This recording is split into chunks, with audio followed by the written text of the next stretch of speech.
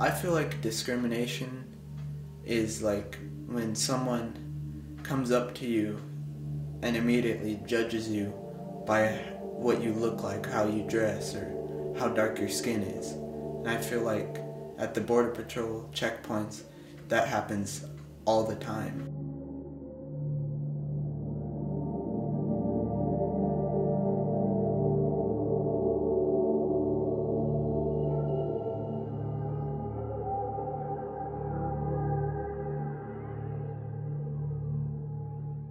Las Cruces is pretty laid back, you know. There's a lot of friendly people here and a lot of good people who are willing to help you. I have an 18-year-old and a 16-year-old. They both learned to drive here. They've been real devoted football players, very loyal to the program, working really hard and doing everything that coaches asked.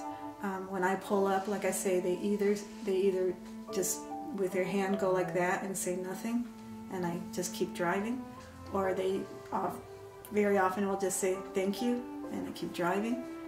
So when I go through with my children, I have a different experience. And when I travel with them, always that Border Patrol agent, he never does this, he never says thank you. He will always step forward and lean in a little bit and look at me and look at my sons.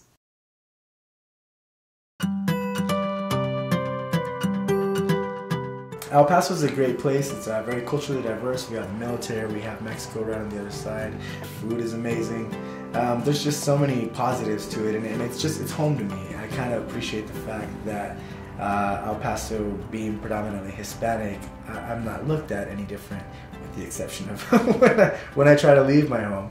I encounter the Border Patrol more frequently at the checkpoints.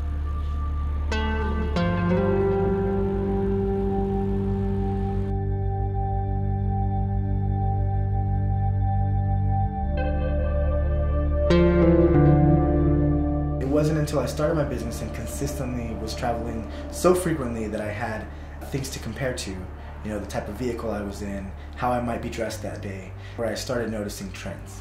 And that's when I started to feel targeted, racially profiled, and uncomfortable. It went from an inconvenience to you know, occasionally just scary and sometimes just demeaning. You know, other drivers are passing by looking out upon me as if I'm a criminal when I've done nothing wrong.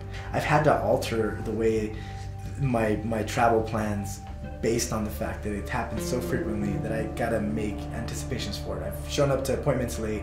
I've missed opportunities on motorcycles where I show up and they've sold it right before I got there because I was detained at a checkpoint.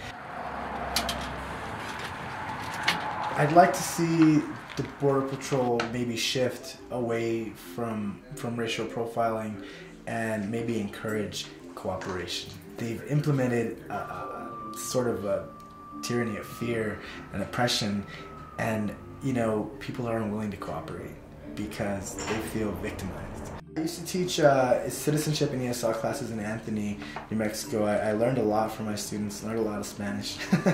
But I also learned that, you know, I wasn't alone in these experiences. You're involved in your community hoping that it'll protect you, and sometimes you feel like it's targeting you instead.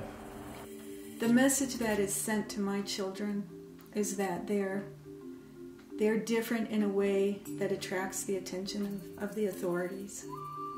And again, not different because they've done anything wrong. There's absolutely no basis for it. They're not criminals, they're just regular kids. They should not be singling out Hispanics for different treatment than treating them differently than they treat me as a white person in this community. We should all be the same.